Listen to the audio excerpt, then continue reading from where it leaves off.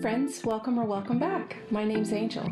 Today our video is going to take us to a hallway refresh. I've been loving some new items at Mcgee & Co. and have collected some inspiration from Pinterest. So let's see if we can head out to the thrift store and DIY some looks for less. Let's get started. So our hallway in the back half of the house is not a straight path with doors on both the right and left to our guest rooms. There is a large wall as you come out of the guest bath, and then our hallway kind of angles down and ends in this little cul-de-sac area of our 3-bedroom doors.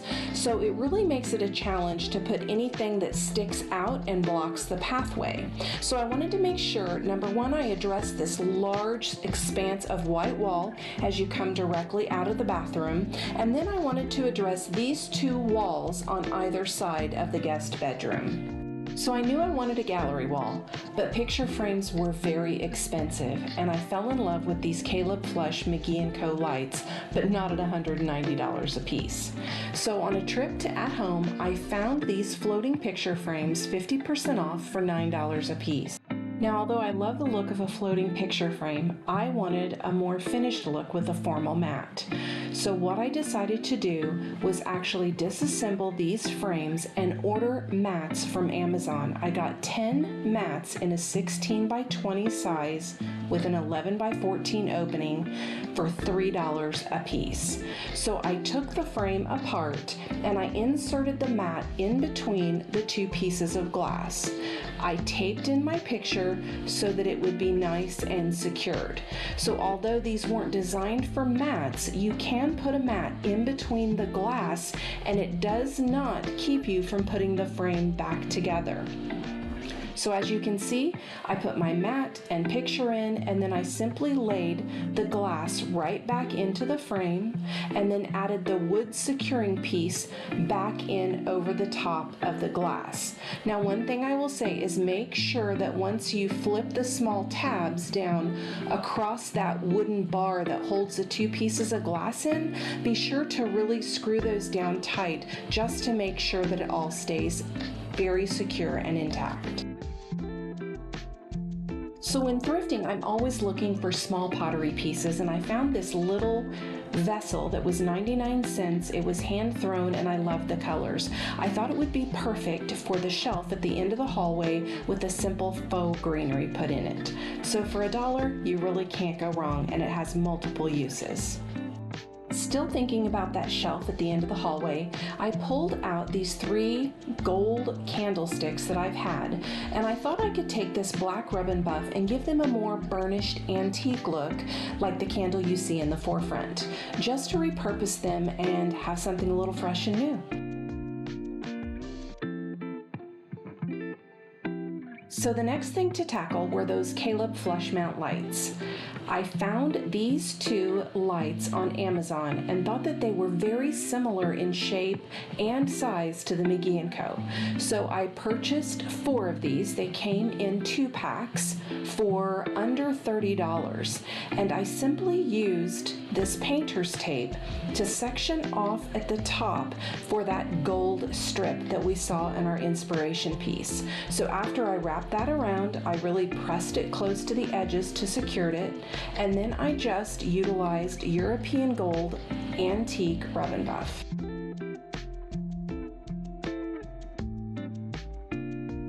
Something to consider is that these LED plastic lenses will not come out, so you need a very stiff, small, thin in width brush to apply this.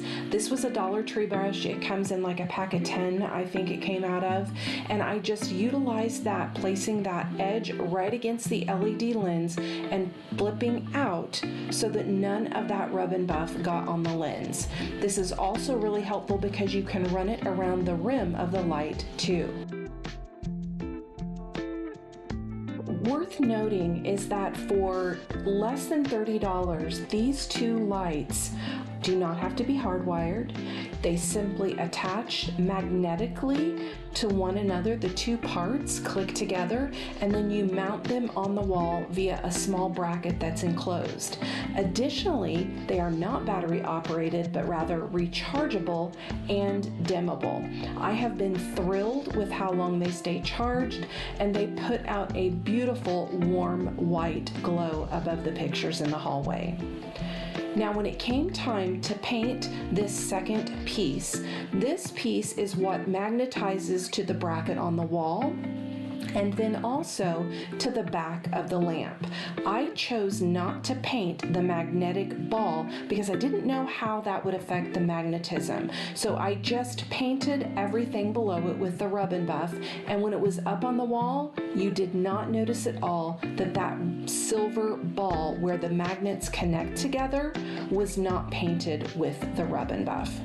So I continued this process for all 3 of the lamps because I chose to do 6 pictures on my wall, you'll see in a bit. And when I unrolled the painter's tape, these lights are slightly textured, so it left a perfect line, and I think they turned out really close to the Caleb Mcgee & Co. lights that we were trying to do.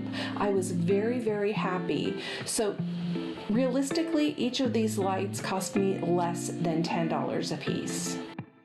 I hung my 6 frames and my 3 lights, and I loved it. To warm up that hallway space, I put down a runner that I utilized from another area in my home just to ground the space and let it feel a little bit warmer.